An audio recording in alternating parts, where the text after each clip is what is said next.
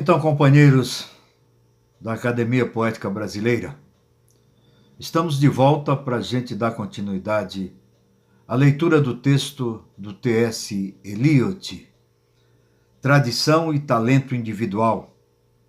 Essa é a segunda parte, né, do texto. Então vamos à leitura desta segunda parte, que é extremamente interessante também e tem tudo a ver com aquele debate que por nós foi aventado, né, sobre dando continuidade àquela questão que a gente levantou, perguntando para que serve a poesia, né? E o T.S. Eliot escreveu esse ensaio e eu creio que tem tudo a ver com este nosso debate. Vamos então à segunda parte.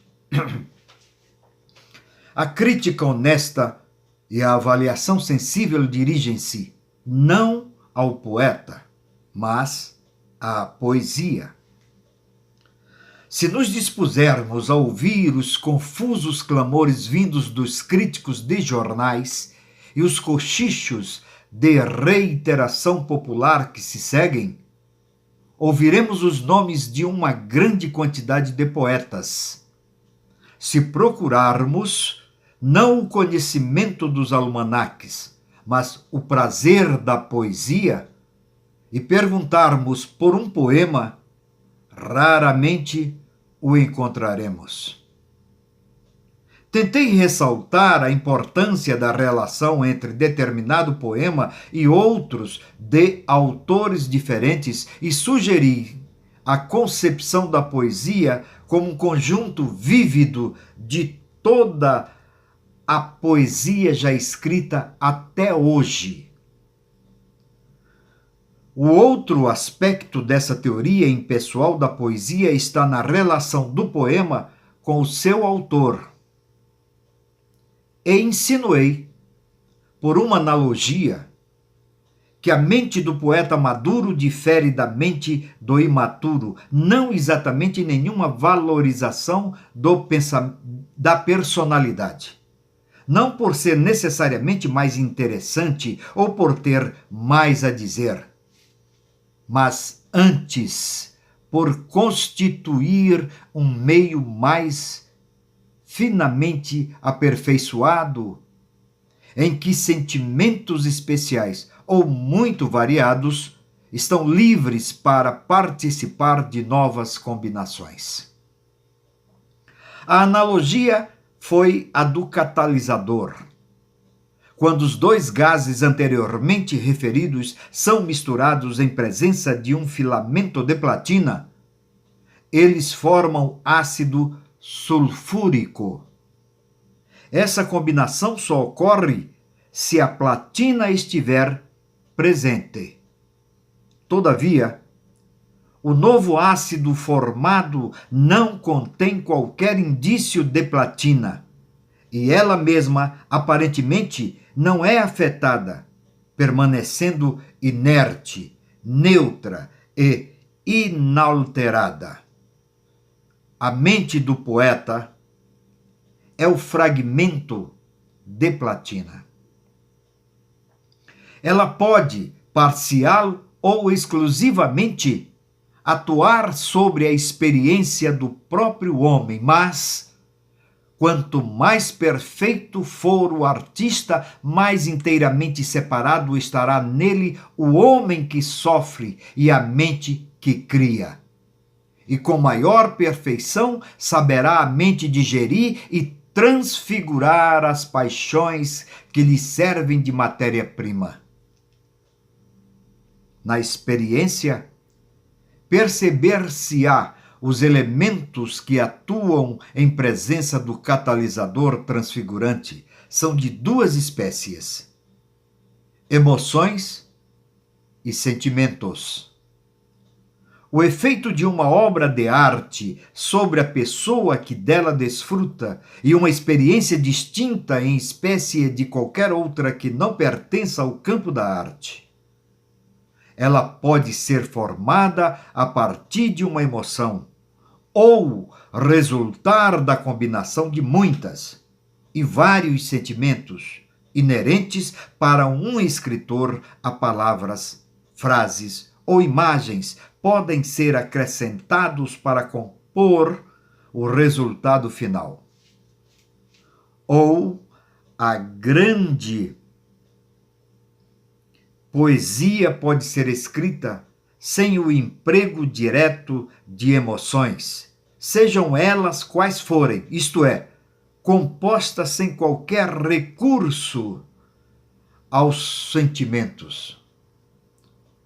O canto 15º do inferno, parênteses, Brunetto Latini, constitui uma gradual ascensão da emoção evidente no contexto. Mas o efeito, embora único, como de qualquer obra de arte, é obtido por considerável complexidade de detalhe.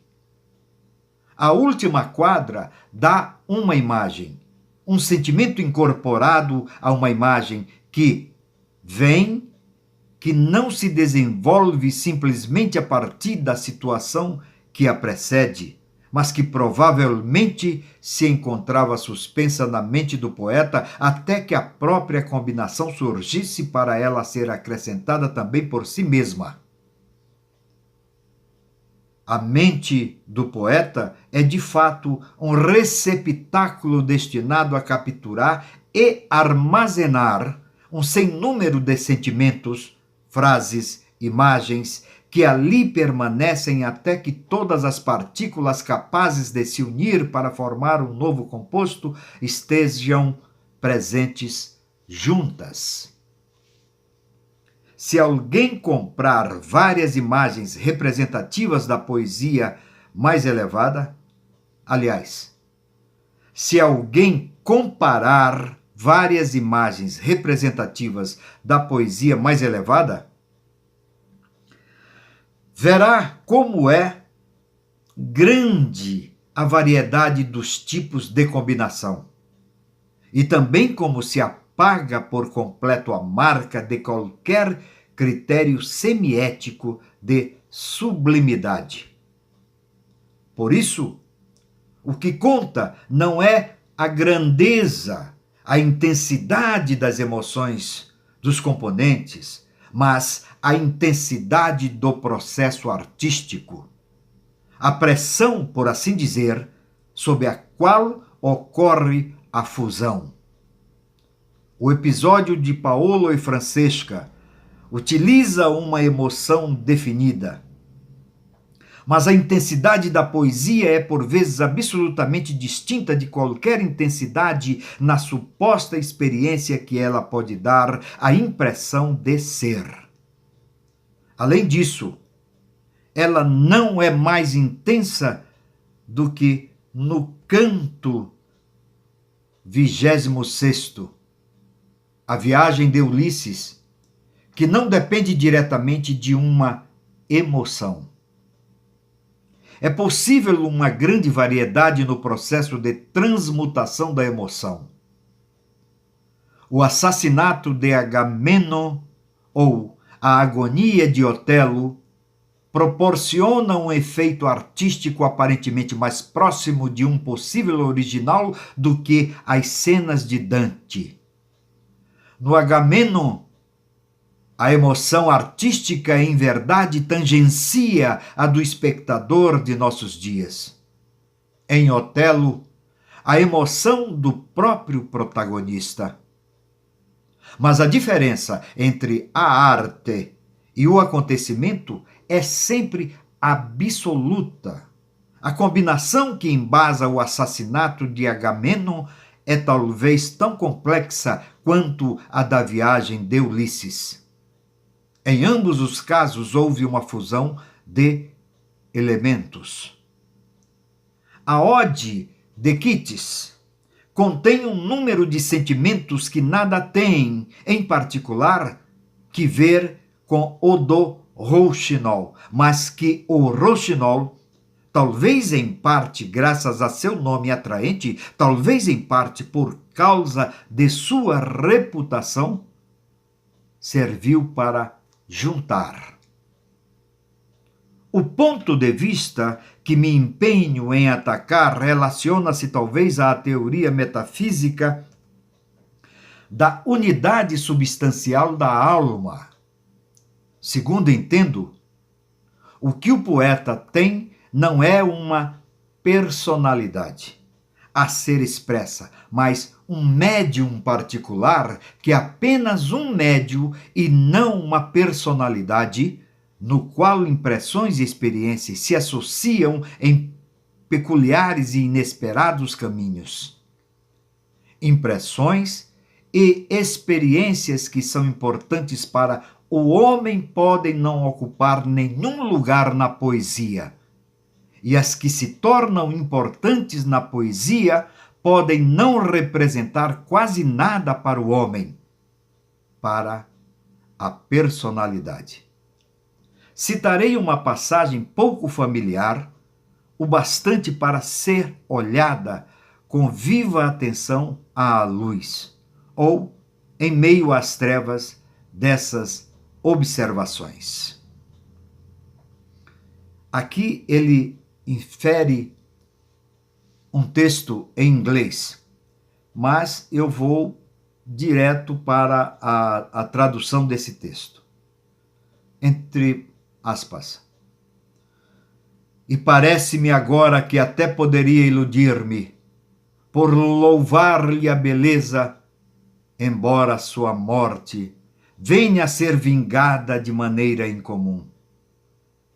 Tece o bicho da seda sua teia de ouro. Por ti? Será por ti que ele próprio se arruína? Vendem-se os feudos e mantêm-se as senhorias, pelo ínfimo proveito de um confuso instante? Por que o forasteiro tumultua a estrada e põe a sua vida entre os lábios do juiz? Para exaltar tal coisa, homens e cavalos irão cheios de brio pelejar por ela? Nesta passagem, como é óbvio, se for tomada em seu contexto, há uma combinação de emoções positivas e negativas. Uma forte atração intensamente dirigida à beleza e uma também intensa fascinação pela feiura, que com ela contrasta e que a destrói. Esse balanço de emoções conflitantes anima a situação dramática adequada à linguagem, mas essa situação é apenas insuficiente. Essa é, por assim dizer, a emoção estrutural fornecida pelo drama. Mas o efeito global, o tom dominante, é devido ao fato de que um número de sentimentos flutuantes, tendo uma afinidade por essa emoção que não se expressa através de quaisquer meios superficialmente evidentes, a ela se combinou para nos proporcionar uma nova emoção artística. Não é em suas emoções pessoais, as emoções induzidas por episódios particulares em sua vida, que o poeta se torna, de algum modo, notável ou interessante.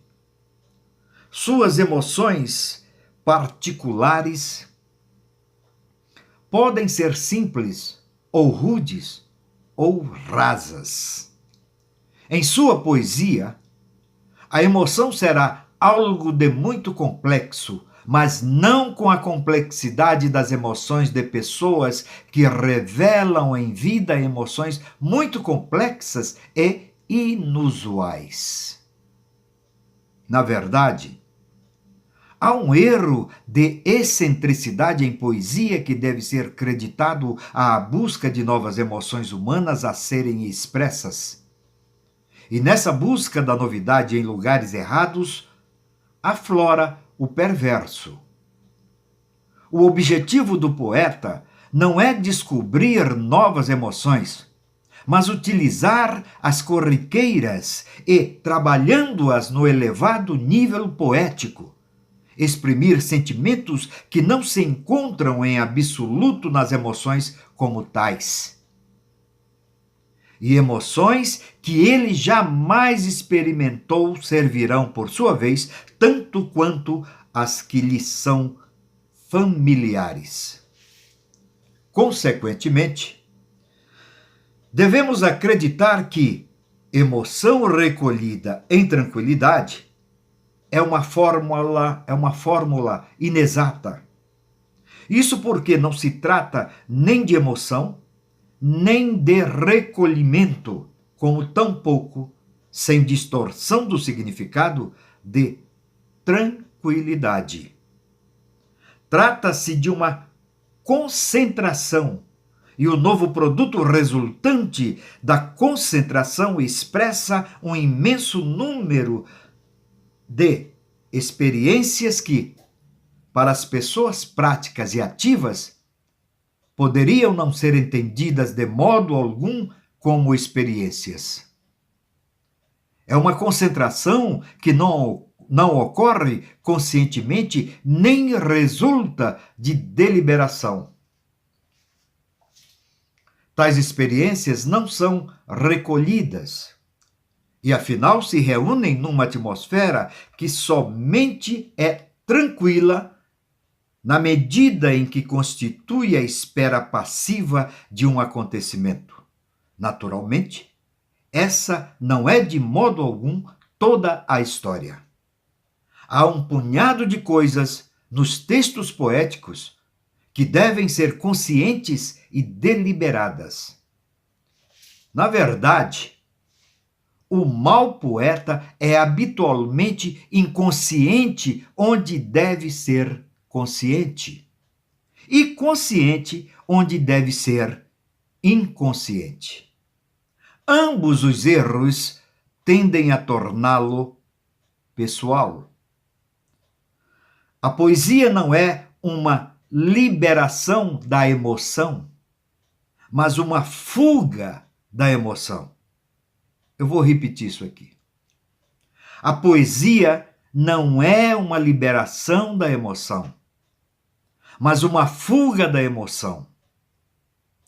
Não é a expressão da personalidade, mas uma fuga da personalidade. Naturalmente, porém, apenas aqueles que têm personalidade e emoções sabem o que significa querer escapar dessas coisas.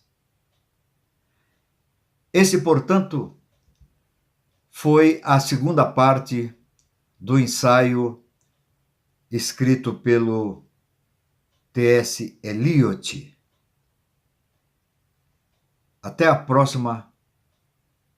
próximo vídeo, que eu vou trazê-lo com a terceira parte deste ensaio. Um grande abraço.